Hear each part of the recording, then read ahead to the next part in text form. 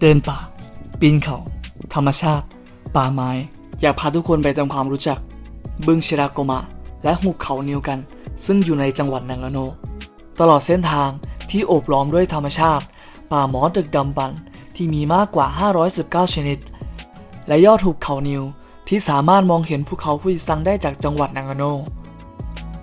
บึงชิราโกมะแห่งนี้รู้จักแค่ในกลุ่มนักเดินเขาชาวญี่ปุ่นการเที่ยวชมธรรมชาติบึงชิราโกมะไม่ว่าใครก็สามารถมาเดินเที่ยวชมธรรมชาติได้อย่างง่ายเส้นทางได้ทำไว้ให้นักท่องเที่ยวเที่ยวชมได้สะดวกหรือนักเดินป่านักปีนเขาก็มียอดเขานิวให้ได้มาลองชาเลนจ์ปีนเขากัน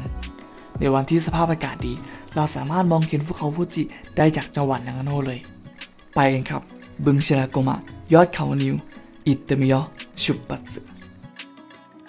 วันนี้จะพาทุกคนไปทำความรู้จักบึงชิราโกมะและหุบเขานิวกันซึ่งอยู่ในเมืองซากุจังหวัดนางาโนเส้นทางที่ผมใช้ในวันนี้จะเป็นเส้นทางชนบทอยู่ในจังหวัดนางาโนที่เชื่อมระหว่างเมืองทัสโนะไปยังเมืองสุวะเส้นทางนี้นะครับระหว่างสองข้างทางเราจะได้เห็นธรรมชาติที่โคตรจะสวยแบบนี้ตลอดทั้งเส้นทางเลยซึ่งจะประหยัดเวลาได้มากกว่าการวิ่งเข้าไปในเมืองแต่ว่าเส้นทางนี้เป็นเส้นทางขึ้นเขาลงเขาโค้งแต่ละโค้งจะเป็นรูปตัว S หรือว่ารูปตัว U สลับกันไปแบบนี้จนตลอดทั้งเส้นทางบางโค้งผมอาจจะต้องหมุนพวงมาลัยไปกว่า1รอบเพื่อใช้เข้าโค้งนั้นๆแต่ก็ไม่ได้อันตรายขนาดนั้นถ้าเราระมัดระวังหลังออกจากเส้นทางตัดผ่านภูเขาก็จะมาอยู่ที่เมืองสุวะและจะมองเห็นทะเลสาบสุวะทะเลสาบแห่งนี้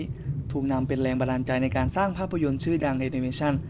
คิมิโนโนะวะหรือว่าโยเนมนั่นเองจากเมืองสุวะผมใช้เวลาเดินทางประมาณ1ชั่วโมงเพื่อมาถึงจุดจอดรถพาร์กิ้งชิราโกมะเพื่อเตรียมตัวที่จะเดินป่าไปยังบึงชิราโกมะและหุบเขานิวในวันนี้ผมมาจอดรถไว้ที่จุดตรงนี้นะครับนี่จุดแดงตรงนี้เนาะแล้วผมก็จะเดินเข้าไปตรงนี้แล้วก็เดินอ้อมเพื่อจะไปตรงที่บึงตรงนี้นั่นเองนะครับส่วนตอนนี้เราจะเดินไปที่นี่นะครับเข้าไปด้านในนะครับสบายกับตรงนี้นะครับชิราโกมะโนยเกะเก็บแปลว่าบึงนะครับบึงชิราโกมะแสดงว่าจุดภูเขาที่เราจะไปเนี่ยมันน่าจะเป็นคล้ายๆกับเดินรอบๆบึงอะเริ่มเดินขึ้นเขามาเรื่อยๆแล้วครับโอ้โหธรรมชาติตรงนี้ผมบอกเลยว่าวิวสวยมากนะครับแต่ว่าถ้าใครอยากเดินใกล้หน่อยนะครับเราสามารถขับรถตรงนี้มันจะมีพาร์กิ้งให้บริการนะครับแต่ว่ามันจะเสียค่าใช้จ่ายหน่อยเราจะข้ามเขตตรงนี้นะครับเพื่อไม่ให้สัตว์มันลงมานะมันจะล้อม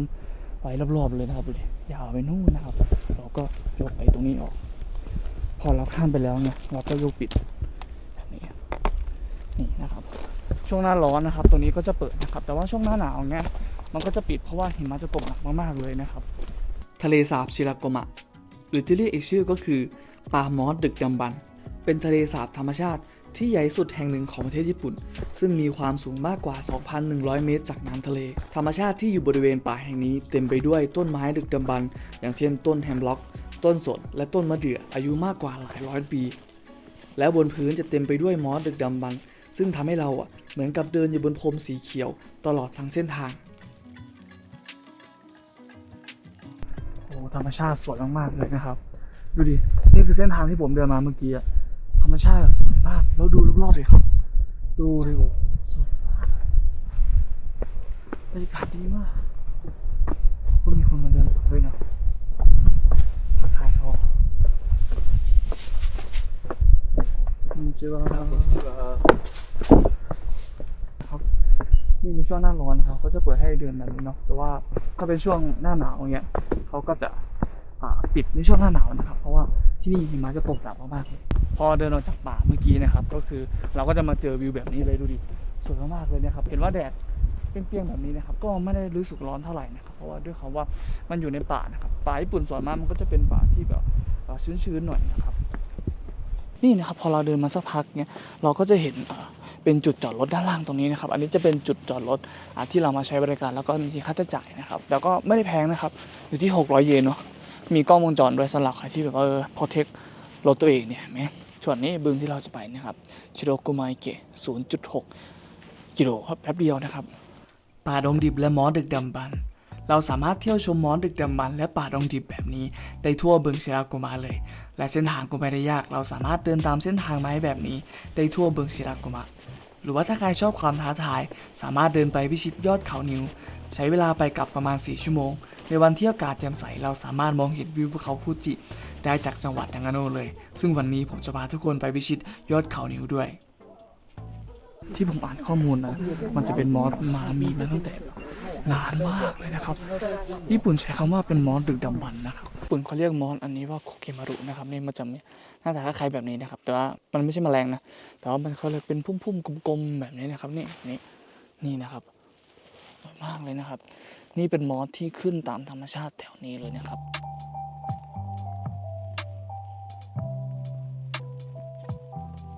ตรงนี้ผมคิดว่าน่าจะเป็น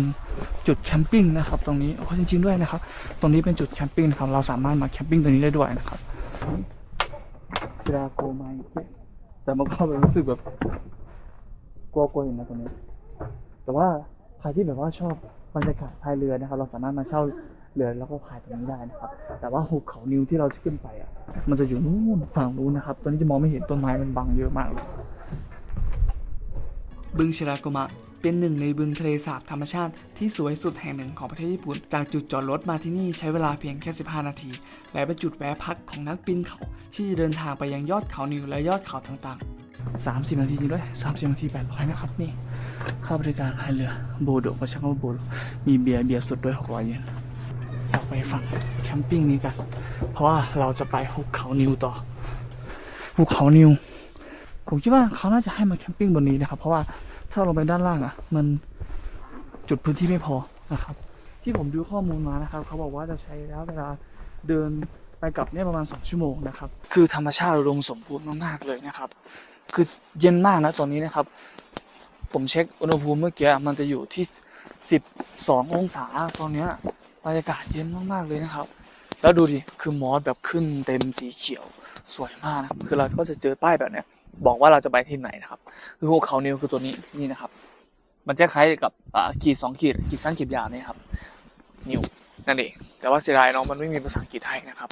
ส่วนมากแล้วนะครับพื้นที่ตรงนี้คนญี่ปุ่นนะครับส่วนมากเขาก็จะมากันเยอะนะครับชาวต่างชาติก็ไม่ค่อยมาเท่าไหร่นะครับแต่ผมก็อยากแนะนำอีกที่นึงนะครับที่นี่นะครับของจังหวัดนางาโน่เนาะเป็นที่แบบธรรมชาติสวยมากเลยนะครับเส้นทางที่เราเดินไปพิชิตยอดเขานิวเราก็จะเห็นธรรมชาติแบบนี้ตลอดทั้งเส้นทางแต่ว่าเมื่อเริ่มเข้าไปที่ป่าลึกแล้วเส้นทางไม้แบบนี้ก็จะเริ่มไม่มีเราจะต้องเริ่มเดินเป็นเส้นทางเดินเขาแบบธรรมชาติจริงๆแล้วแต่ว่าบอกเลยว่าเส้นทางเดินไม่มีหลงเลยเพราะว่าจะมีเชือกแล้วก็จุดมาร์กทุกๆ50 เมตรเพื่อให้เราเดินได้อย่างตรงจุดหมายแล้วก็ไม่หลงทางนั่นเองเขานิวนะครับมันก็จะเริ่ม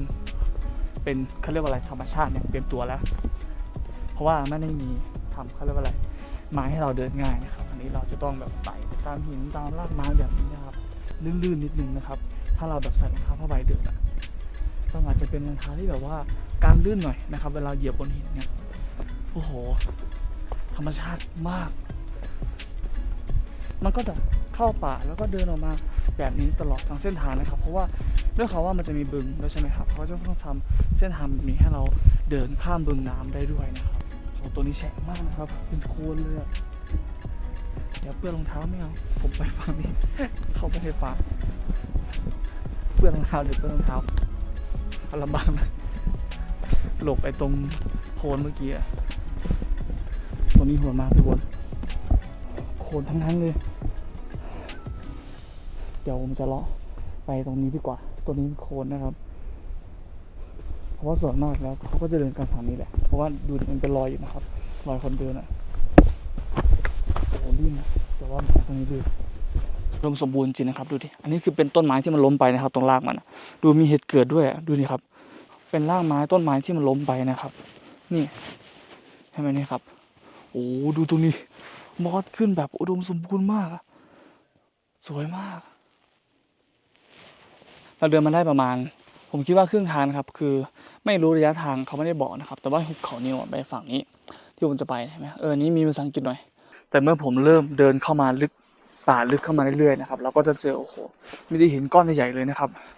ก็จะเริ่มแบบว่าเราจะต้องแบบเปลี่ยนป่ายนิดนึงแต่ก็ไม่ได้ยากขนาดนั้นนะครับแต่ว่ามันค่อนข้างที่จะลื่นนะครับอาจจะระวังลื่นมากๆเลยดูดิฝั่งนี้เป็นโคลนแบบโคลนตมเลยอีกประมาณ600 เมตรเราก็จะถึงยอดภู หุบเขานิวแล้วนะครับแต่ว่าทางก็ชันขึ้นเรื่อยๆนะดูดิตอนเนี้ยคือมองไปข้างหน้าเนี่ยมองไปข้างหน้านะครับมันก็จะเริ่มบอกว่าคือสุดป่าแล้วอะมองออกไปมันก็เป็นแบบแสงสีขาวแล้วนะครับผมคิดว่าถ้าออกจากตรงนี้ได้น่าจะถึงยอดแล้วนะครับตัวนี้ไปฝั่งไหนดีวะแต่บรรยากาศก็เย็นนะแต่ว่าผมเดินไปเดินมาร้อนอะต้องถอดเสื้อเลยถึงยอดแล้ว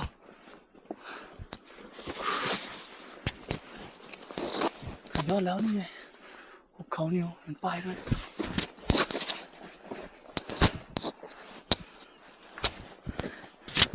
โอ้เดินขึ้นมาเป็นหมอกเลยนะครับถึงยอดแล้วโอ้แรงพลอยออกมา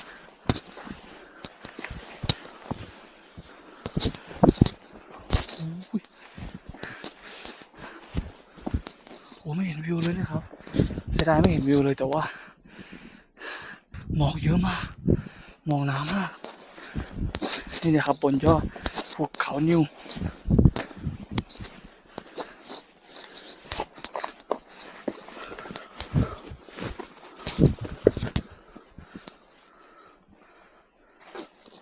ถึงแล้วนะครับแต่ว่า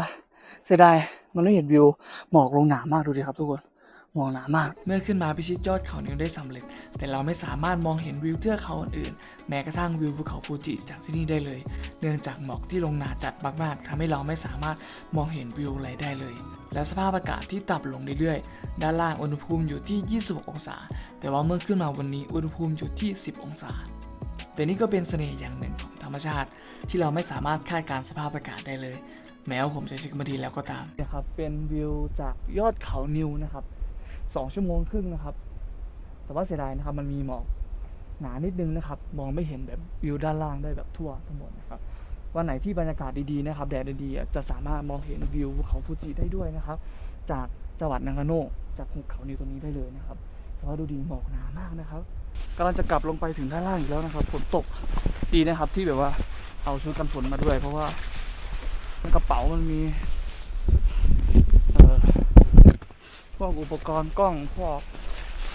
โอ้แบงค์เงี้ยครับข้างหลังกระเป๋าคุมได้เลยแต่ข้างหน้าจะฟิตหน่อยนะดูกางเกงผมดิกางเกงสีเนื้อด้วยแล้วดูโอ้โหโคนทั้งนั้นได้มาจากรากไม้นะครับถ้าแบบนี้นี่ก็เป็นทริปที่ค่อนข้างทุลักทุเลพอสมควรนะครับขึ้นไปบนยอดก็ไม่ได้เห็นแบบวิวที่อยากจะเห็นขนาดนั้นนะครับที่ตั้งไว้แต่ก็ไม่เป็นไรเนาะธรรมดาธรรมชาติเราคาดการณ์ไม่ได้ใช่ไหมครับเป็นเสน่ห์ในการมาเดินป่าไฮกิ้งวันนี้นั่นเองก็อย่าลืมกดไลค์กดแชร์กดติดตามเป็นกำลังใจในการทำคลิปต่อไปให้ผมด้วยนะครับทุกการกด Subscribe การกดถูกใจของเพื่อนก็จะเป็นกำลังใจในการทำคลิปต่อไปของผมนั่นเองนะครับยังไงก็ไว้เจอกันคลิปหน้านะครับสำหรับตอนนี้บ๊ายบายขอบคุณครับอะไรต่อยาวไป